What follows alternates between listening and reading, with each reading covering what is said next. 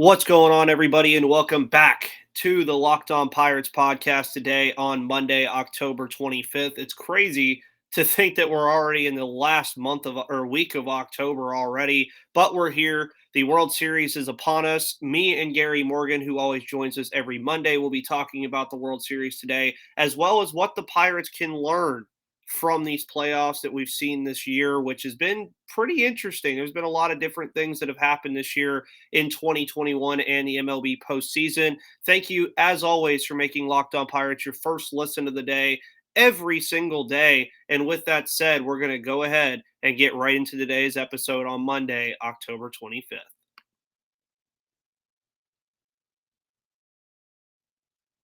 Okay.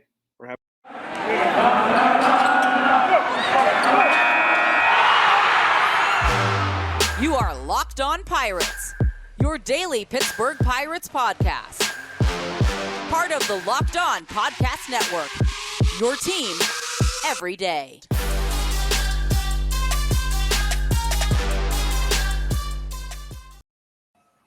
And welcome back to the Locked On Pirates podcast, everybody. I am, of course, your host, Ethan Smith, who does the most. You can follow me on Twitter at MVP_Ethan. You can follow this podcast on Odyssey, Spotify, YouTube, Apple Podcasts, wherever you get your podcasts. And that to my right, to my left, actually, is Mr. Gary Morgan. I still haven't gotten the hand motion thing down yet. We're going to get it down eventually. But, Gary, how are you doing today? I know Pittsburgh is probably a little cooler than it is here in Savannah. It's a nice little 68 degrees in the morning right now. So, pretty sure Pittsburgh's a little bit cooler right now.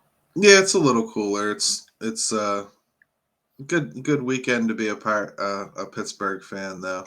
Had a good sports weekend again. So Yes. Shouts out to the University of Pittsburgh for getting a big win against Clemson. I was watching that entire game while I was in Charlotte at a Halloween event, and I was just shocked. I really thought Pitt was going to do the Pitt thing and lose that game. But I actually saw, before we get into the baseball talk, they have like a 24% chance to get into the college football playoff now. And I was like, yeah, it's on the table for a real them. shot thing for them, but everybody already knows who I'm going for, so we're perfectly fine in our boat. That's all right, But, front runner. That's all right. yeah, I know, right? I don't know what I'll do if Georgia and Pitt play each other in a national championship game. I don't know what I'll do. Man, we're a long way from me Yeah. embracing that kind of talk. Yeah. I was about to say we'll get there when Pitt's 11-1 or 12-1 and winning the ACC. But this is also a baseball podcast. But I'm sure people don't mind hearing about Pittsburgh and other things. But over the weekend, the unthinkable happened. I thought the Braves were going to throw a 3-1 lead again. They did not. Tyler Matzik was a big reason why. That was a big story in that game. So we have the Houston Astros and the Atlanta Braves. And the consensus I got from most of the people I follow on Twitter was I really don't care. I wish that both stadiums would just like crumble and they can't play. That was kind of like the consensus among Pirates fans. But with that said, we'll get into our predictions later. What can the Pirates learn from what we've seen from what's been kind of a wacky postseason? Like, I mean, there's been a lot of different things that we've seen that we normally don't. So, what can the Pirates, once they get back into the postseason, say 2 or 3 years from now, what can they take from what they've seen this postseason and make it worthwhile when they get there? I mean, there's really value in starting pitching still, I think. The league seems to be wanting to devalue the starting pitching role, and Atlanta didn't. And I think it really helped them get past the Dodgers. I really do. Dodgers had some key injuries. I'm not going to say they didn't, but I mean, they brought in enough that I don't think they get that excuse, really. And they've been without a couple of the guys that they like to list as crucial losses for quite some time. So it's not like they just found out they weren't going to have them. I think all in all, there's not a lot directly they can learn. I think Atlanta, if you really want to take something away from their recent run, it's, hey, the international draft is pretty important. Yeah. And even if you even if you do some underhanded things and get caught, you still probably are going to get a pretty big benefit if you hit on some of those guys. So Atlanta pulled it off, and they did it without Acuna. They, unreal. Yeah, that's really where I was like, I was just like, wow. Freddie Freeman starts this like series, I believe, 0 for 8 with 6 strikeouts. You don't have Ronald Acuna, and they still pulled it out. And one of the things I took from it too is say like the Pirates in a couple years, just to throw out, these are all hypothetical things, but they kind of have the team that could compete, but then they get aggressive. That was really what I saw from Atlanta is they got very aggressive at the trade deadline. And I will even say it. I remember saying I thought it was stupid. I really did. But I guess they saw that before everybody else did that the Mets were just not the Mets at all. The Phillies were not going to be good enough to make the playoffs, and they took advantage of it, took advantage of a poor division for the most part in the NL East, and they really made it work. And now they're in the World Series against the Houston Astros, and I'm not even going to begin asking you what the Pirates can learn from the Astros because they can't. There's literally one or two things they can learn from the Astros, and it's things to not do. But realistically, this entire season has been predicated on, as you mentioned, how can starting pitching like hold up? I mean, when you hear Max Scherzer literally say, "My arm is dead. I cannot pitch in Game 6," that is a red flag. That is a major problem, and that just also showcases how much starting pitching you need, which is why we've talked amount of times that the Pirates in this offseason need to go find some veteran pitching to supplement this young pitching in case Yeah. of injury on top of other things, because that's one thing you saw from Pittsburgh this year is a lot of their starting pitchers started going down and they flat out just ran out of guys to use for the most part. I mean, they had That plenty of and them. that and they asked them to go down. There's a Yeah. lot of less than upfront injury designations, I would say, towards the end of the year there. Mm-hmm. I don't know. COVID really kind of screwed the league up for 2 years, and Yep. I think starting pitching at its core in this league is changing. I don't think that there's as much value in pitchers like Garrett Cole anymore. Mm-hmm. I think you want somebody that can give you 5 or 6 innings, but you're okay if they give you 4 or 5. And it seems to have kind of universally changed to the point where getting 6 innings is something that's happening around like a 35% clip right now. Mm-hmm. About 10, 15 years ago, that was sitting in the 60s. So, I mean, yeah, some of it's COVID related, but some of it is, I believe, financial related. I think for the Pirates, it might actually wind up being a good thing. But mostly because they won't need to have like that top shelf ace to compete. I mean, if you're Mm-hmm. gonna, if everybody's going with bullpens, they're going with bullpens. Atlanta, really though, we talked about Acuna. They lost Ozuna too. I mean, Yeah. like it's not like they didn't lose some huge pieces. So it was kind of laughable to hear Dodgers fans talking about anything they lost, really. But hey, the World Series is set. It is what it is. Yeah. I At don't this care. point, I don't care if people want to root for it or not. yeah, That's what it it's the World is. Series. The World Series is always like one of the best parts of the year for me in sports, just because one, it falls around my birthday, and two, it's just always so fun. I mean, it really is. Like the like most recent last World Series was what Rays Dodgers. That was an absolute. I mean, there was moments every single game that were fun. If you go back 2 years to the last full season, the Nationals and Astros series that had all kinds of moments. It had Juan Soto coming out as a true star player. It had Baby Shark. I can't remember his name now. Good Lord. I don't know why I just Baby Sharked on my podcast. I might as well just stop doing this now. Good Lord. Um, it's funny though, with like off topic, it's funny though that I think people forget the Pirates used to have a shark in the bullpen back when they had Mark Melancon, Tony Watson, and Jared Hughes. They used to just have that shark up there. But either way, I think it's very interesting before we get into the next segment as well with this World Series is both of these teams, and people can be mad about it, mad about the matchup, mad about whatever. Both of these teams deserve to be there with the way they've played. That's just how it is. And that's why I like this that's why particularly I like the World Series most of the time, because the team that deserves it the most is usually there. Yeah. The LA Dodgers did not play up well enough to win that series. No, I could have seen a world where Mookie Betts or Cody Bellinger or somebody bailed them out with a couple home runs. They end up squeaking by in game 6 and 7, get to the World Series. Cool. But the way they played that entire series, they just didn't deserve it. They just, I mean, and you had a $250 million payroll. Yeah, sure. Some of your guys are out. Your payroll was probably still, if you subtract those guys, probably still above $200 million. I mean, there's really no excuses that you can really make besides we just didn't show up for a series. Let's go back next year. And if people also say MLB doesn't have parity, which I've kind of gotten into like over the last week, there has not been a repeat champion in 21 years. That is insane. I mean, that's parity for the champion. Yeah. That's not parity for the mix of teams that are typically involved in it. Yeah, the mix was what I was more getting into the other day. Like last week, I was like, it seems like it's the same 4 teams. And somebody said, what are you talking about? The Nationals literally just won the World Series 2 years ago, and the Rays were in it last year. I said, look at every single one before that.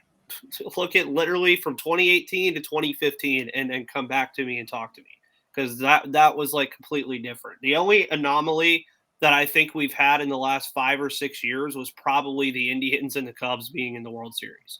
That was the only anomaly. And even then, I think the Astros and the Dodgers were involved in that too. Yep. So, I mean, it is what it is. It's definitely not. It's a league that has parity based on having a big, huge playoff, a playoff that they want to expand even a little bit more. And it'll give you a little bit more of that false sense that there's real parity in this league. But I'm sorry, there's no Green Bay winning in the MLB. Just not. Nope. There's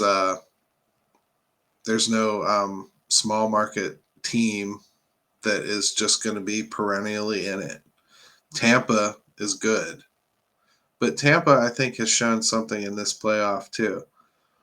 They're not good enough to survive any kind of injuries, any kind of slowing down, any kind of like sustained like day where you really need one guy to go out there and take charge. They don't have it. There's just something missing from a team like that. And I wish that the league would change, but it's resistant to it, and I understand why. Yeah, understandable. But before we move into the rest of today's podcast, Gary, I'm going to go ahead and let you know that if you want to watch the World Series right now when it comes on, you can use DirecTV Stream.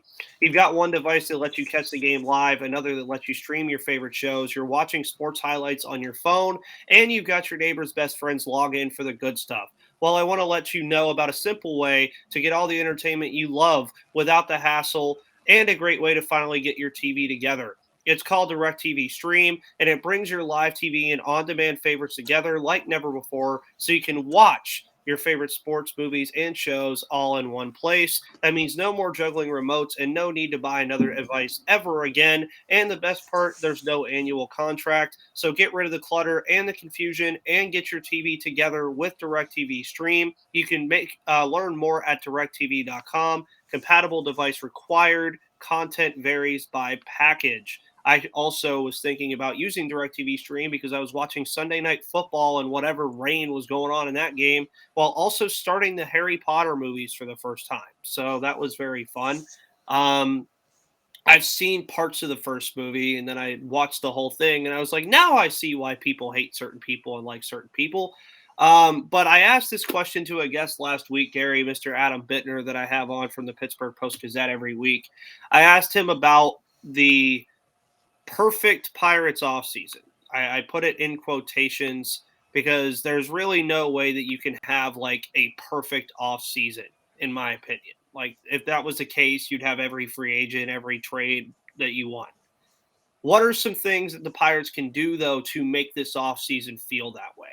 Like, what are some things that they can do to really take a step forward, not in terms of really wins and losses, but saying we can be a more competitive ball club in 2022?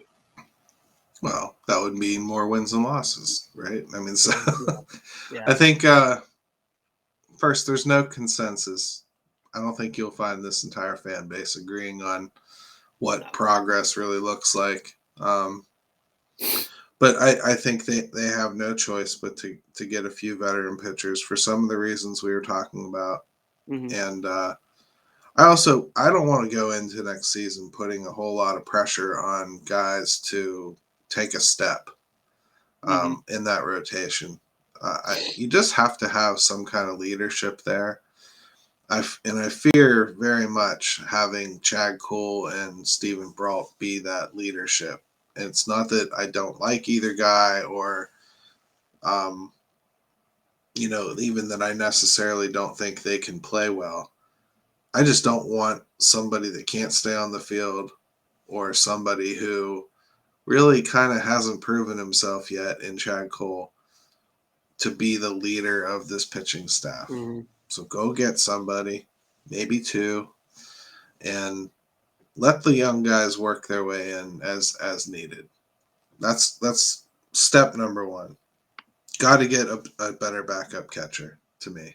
Mm-hmm. I don't think that Michael Perez can be the backup catcher next year, batting less than his body weight. I'm just sorry. It's got to change. I just don't think that you can trust Jacob Stallings to do, at his age, 2 seasons back to back with more catching than he's ever done in his career.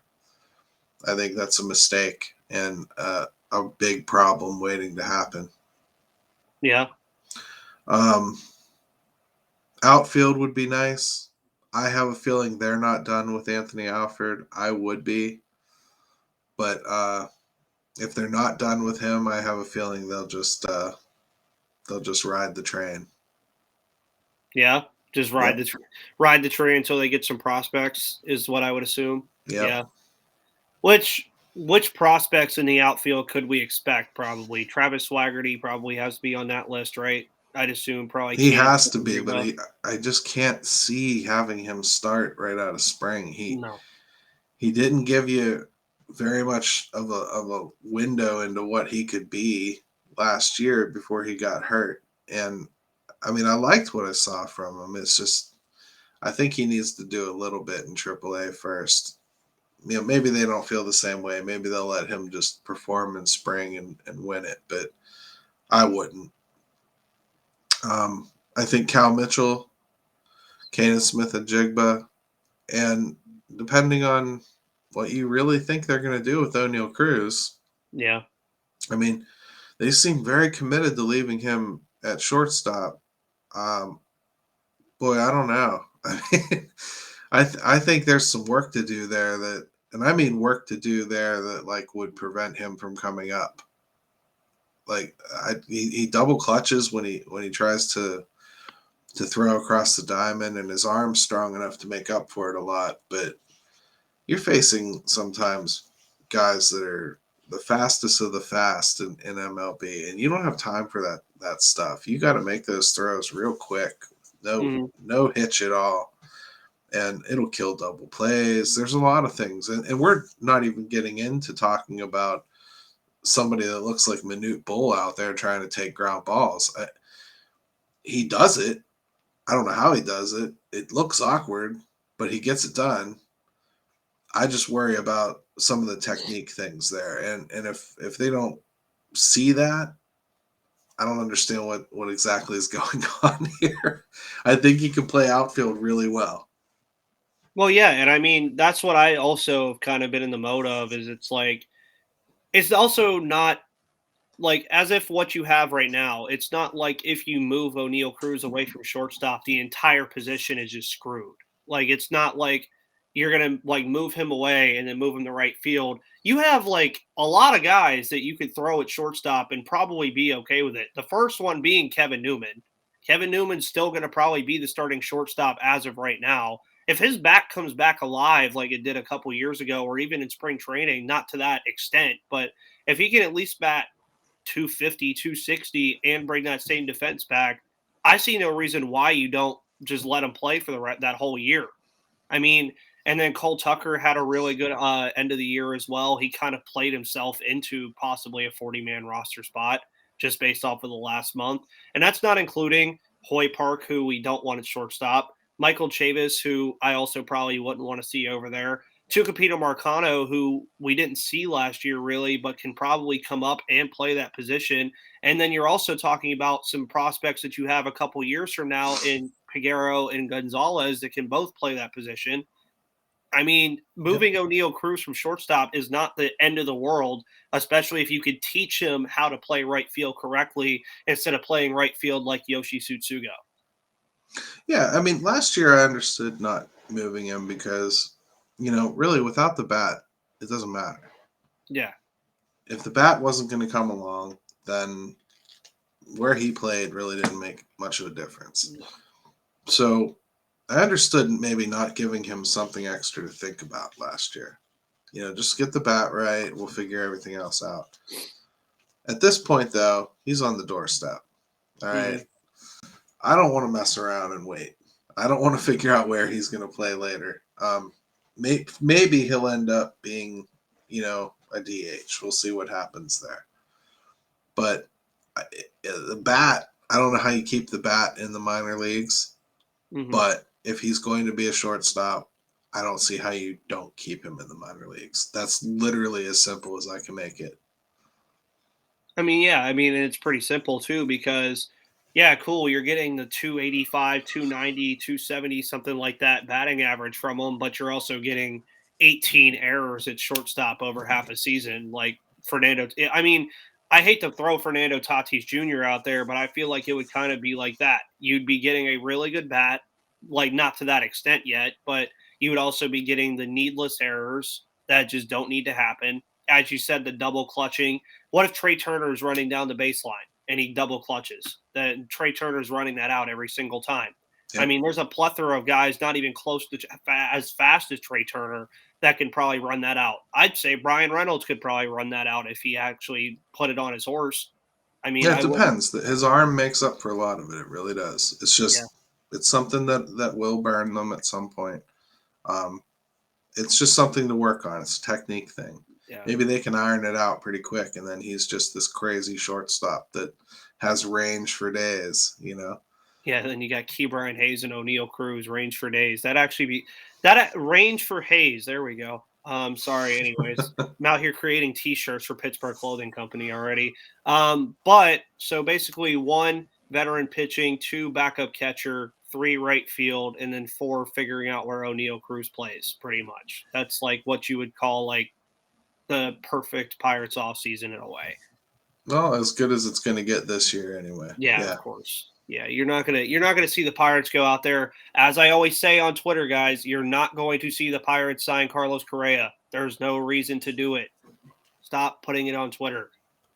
Anyways, before we get into our World Series predictions, I want to let you guys know that today's episode, of course, is brought to you by Built Bar. Built Bar is the best tasting protein bar on the market. They are wonderful for you as well as covered in 100% chocolate. So it's like a perfect snack in 2. They have 130 to 180 calories, 3 to 5 grams of net carbs, and 3 to 5 grams of sugar. They come in 9 unique flavors from German chocolate, cherry barcia to my favorite cookies and cream. And you can get a mixed box, but in the Halloween spirit, they also sent me Paranormal Pumpkin, which is actually not that bad. I didn't think I'd like pumpkin and chocolate together, but I do. And you can order a mixed box where you get their 9 unique different flavors all together. So that's 18 Built Bars. And when you go to BuiltBar.com, which is the official protein bar of the U.S. track and field team, tell them I sent you and use the promo code LOCK15 for 15% off of your next order at BuiltBar.com.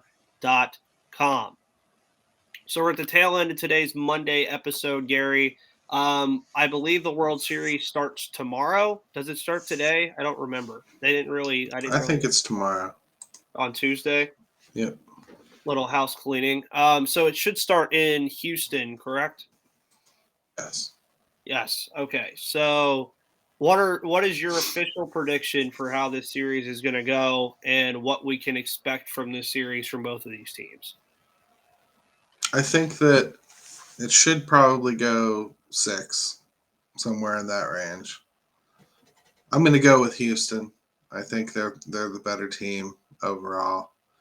Um, you were talking about rooting interest earlier. For me, it's mostly about players I like. Mm-hmm. It's not really about the teams. It's hard for me to be from Pittsburgh and say that I like the Braves in any way, shape, or form. I mean, because sweet justice would be they get to Game 7 and Houston beats them on a BS sliding across the plate Yes. call that was Yep. clearly wrong. But And then they don't have a winning season for another 20 years. yeah, but I mean, I really, really do like and respect Freddie Freeman a lot. Yes. I think it's possibly his last year in Atlanta, so really wouldn't mind seeing him get it done. Mm-hmm. And Charlie Morton, of course. I think it'd be nice for him to get one more here on a clean team. On a clean slate. Not that I feel like he was cheating, but I wouldn't mind him just having a blemish-free World Series ring. Mm-hmm. Um, so I guess my heart is saying Atlanta, but my head is saying Houston. Yeah. I mean, the one thing with me rooting for Houston is Dusty Baker is actually like a pretty decent human being. Like I think people know that he's a really good manager. He's no blemishes on his stuff either. I'm more rooting for Dusty Baker than I am for the Astros, if that makes sense. Like I like Yeah, Yordan Alvarez too. Yordan Alvarez is one of my favorite players in the league at the moment, just because the dude absolutely rakes. I don't know if you saw that foul ball he hit against the Red Sox in Game 6 that literally hit off the top of the freaking roof. And I was like, that has to be the most impressive foul ball I have ever seen in my life. But I agree with you 100% as well. And being in Braves country, too, I mean, I try my best not to say bad things about the Braves down here. And then people find out I'm a Pirates fan and they're like, oh, well, we don't blame you. And this is like older people that literally that's the part I think still gets me about 92 is I wasn't even alive, but I understand the significance of the fact that the Pirates did not have a winning season for 21 years after the fact. And people from Georgia will literally tell me he was out. We know he was out. We took it and ran. It was like a highway robbery. And I mean, I don't want to get into a whole history lesson about why he was out and all that stuff. The call was 30 years ago now. Once we hit January, it's 30 years ago. I yep, mean, it is what it is. I mean, but in terms of who I'm also rooting for on the Atlanta Braves, you got to root for these guys that moved over from these teams as well, like Eddie Rosario, Jock Peterson, Jorge Soler. They all moved to the Atlanta like 3-4 months ago and really helped this team get to where they are now, especially Jock Peterson, who's been coined Jocktober now. I haven't really ever liked him too much because of where he's played as a Chicago Cub and a Dodger. But I mean, as a player, he's just fun to watch. And I think it's also nice. Like Atlanta's been in the mix lately, but they haven't been to the World Series since 1999. So I like seeing teams that haven't been there. They're always in the mix, but they haven't been there in a long time because you can really sense that in Atlanta, this World Series means more than a Falcons Super Bowl would. It means more than an Atlanta Hawks NBA championship would. And I'm going to go out on a limb here. It might mean more than a UGA national championship would. Just well, because, I don't know about that last one because for me, that's a whole different story. you're the expert down there, not me. So Yeah, I mean, but like just how the consensus is when people like last year in a COVID year, it was such a tough year for everybody. They blow a 3-1 lead to the Dodgers, and I have friends who are Braves fans that didn't talk to me for 3 days. Like they were like, I don't want to talk about it. I don't want to deal with it because it's just such a prominent thing that happens down here. I mean, you had the 28-3, you had 3-1 last year. I mean, you had 3-1 in Atlanta. You had back when the Hawks in 2015 were the best team in Atlanta and got swept by LeBron James in 4 games. I mean, there's just been, even recently, a little more recently, UGA loses to Alabama in that crazy wacko way in the national championship game, follows it up the next year with losing the same way reversed. And it's like, how much more can happen to this fan base? So, I mean, if I had to make a prediction, I'm going to go with you still. I think the Astros are just the better team. I think it goes 6 or 7, like you said. But I like the Braves are not just going to fall over and lose in 4 or 5 games. And I No, don't I think don't the think so. Astros are either. I mean, that team just has too much heart. That's where I'm at with it.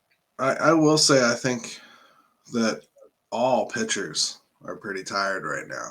Yes. So I don't know that I would expect this to be a very well pitched series. No, I think there's going to be a lot of offense. Yeah, I think it's really going to be about heart and guts right now, just to muscle through, and the bats are going to carry the day. That's why it's really hard for me to go against Houston. Yeah, They have, I think, the best offense in the league, and I think they're just going to tee off on an awful lot of people. Now, of course, I say that with Morton starting game 1, and I hope that I'm wrong. But yeah, I hope Morton throws 6 no-hit innings. That'd be great. And then it was funny too because I saw this funny tweet as we'll end today's podcast that somebody said if the Houston Astros win the World Series this year, they're going to run John Boy Media off the internet. I was like, yeah, probably. So that we'll leave it there because we're going to see over the course of this week what happens with the World Series. I believe Game 7 might be on our Monday podcast next week, if I'm not mistaken, schedule-wise, if it starts Tuesday. it would be scheduled for Wednesday the 3rd. Okay, so it'd be Game 2 that would be on Monday. Gotcha. Or no, what? No, November 1st is on Monday. I can't count today, Gary. It's okay. Awesome. But Gary, where can people find all of your work and everything that you do for the Pittsburgh Pirates? Well, not for the Pittsburgh Pirates, about the Pittsburgh Pirates.